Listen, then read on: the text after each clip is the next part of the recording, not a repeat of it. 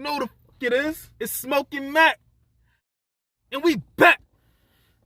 And we ready to talk some shit. 2020 been a year of the goddamn devil, we'll say that. The year of the fucking devil, he been playing with everybody. People done lost family members. We lost our favorite celebrities, some of our favorite athletes. We got rid of Trump and put another questionable ass nigga in the fucking chair. George Floyd, Breonna Taylor, all the rest of my people that was shot and killed by the police, which is an ongoing cycle. That shit ain't never gonna stop. 2020 has been a year for the motherfucking history books, and we will all be here to witness it. So therefore, can't nobody write no bullshit in history and tell it differently to all the melanated and mixed kids that the future will be filled with. But back to the lecture at hand. Y'all know what I do. But after a year like this, nigga like me has no choice but to talk about what's going on around me, because what's going on around me is going on around you. It encompasses all of us. Specifically for this video, I'm going to talk about... Let me give my opinions on the two. Relative to who's going to be the superstar, who's going to be the all-star, who's nicer than who. Listen, if you watch basketball, if you know basketball, and you're sleeping on my nigga Jaylen Brown, stop watching basketball. They have similar ceilings. This is how I'm tired of motherfuckers talking about Jason Tatum is levels above Jaylen Brown. If we could put Juice's aggressiveness into Jason Tatum, I think Jason Tatum would be that nigga. If you could put Jason Tatum's polished offensive game into Jaylen Brown, oh my lord. Kawhi Leonard, nigga, ceilings past that. These two niggas, to me, are like Tracy McGrady and Vince Carter in Toronto. Jason Tatum in this scenario would be Vince Carter. Jaylen Brown, of course, Tracy McGrady, the late bloomer, the one they didn't think would make it, who ended up becoming a fucking superstar in his own right. I need y'all to understand.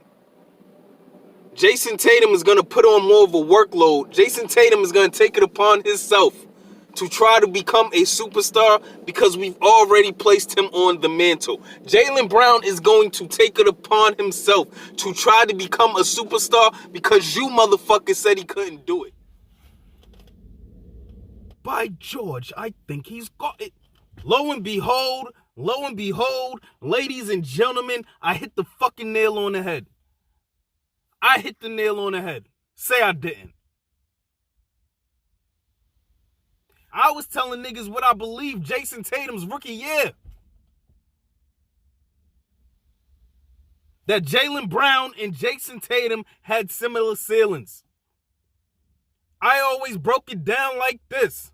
I said Jason Tatum was the more polished offensive player. I said Jaylen Brown was the more ready defensive player and athletic freak.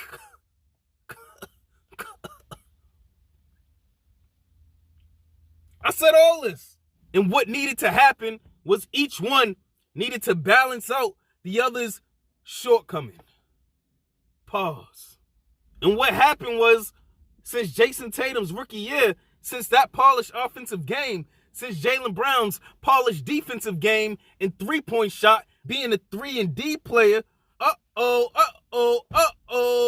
what I predicted has now come true. 4 years later, Jaylen Brown now has handle. Jaylen Brown now can shoot off the dribble. Jaylen Brown can now run the pick and roll. Jaylen Brown can be double teamed and make the right play out of the double team. Jaylen Brown can facilitate. Jaylen Brown can take over a game offensively. He has no weaknesses in his game. Jason Tatum can now play defense. Jason Tatum is now a pretty good on-ball defender, a great off-ball defender, and he reads and rotates well. He's very, very solid. And he has no weaknesses, as we know, in his offensive game. Now, what the two have to do from here is hone it. Hone it. Where we stand now, there's no way you can pit these two against each other at this point in their careers. Why? They're both growing. We can't say who's better. We can't say Jayson Tatum is the face of this franchise and Jaylen Brown will always be 1B, 2B, whatever the fuck we trying to put him as. We can't say that. They still growing. We got a raw athlete who's made major leaps offensively versus a guy who came in polished already offensively, who's made leaps defensively, who's honed his game. So with that equation in mind, when you got a raw athlete who keeps growing offensively and even defensively into one of the best two-way players in the league, and then you got light-skin, who's already one of the best players in the league offensively and becoming one of the better defenders in the league defensively, so he's now one of the best two-way players in the league. The equation you get out of that is a same ceiling.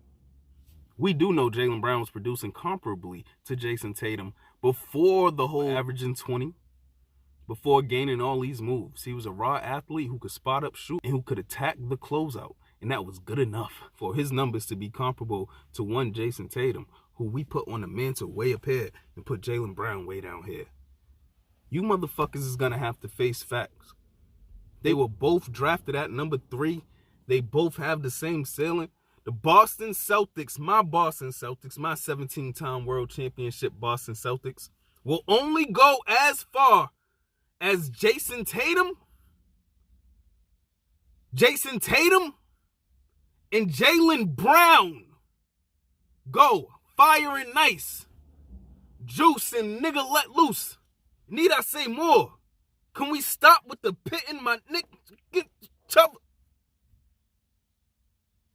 And can we just tell the truth about what we see on the motherfucking court? Their stats, career stats, at this point don't matter. They're both growing. And niggas don't like to hear me say that. Let me tell you why the Harp niggas hate me. Because I keep it real. And what's real is we have 2 superstars on our hands, ladies and gentlemen.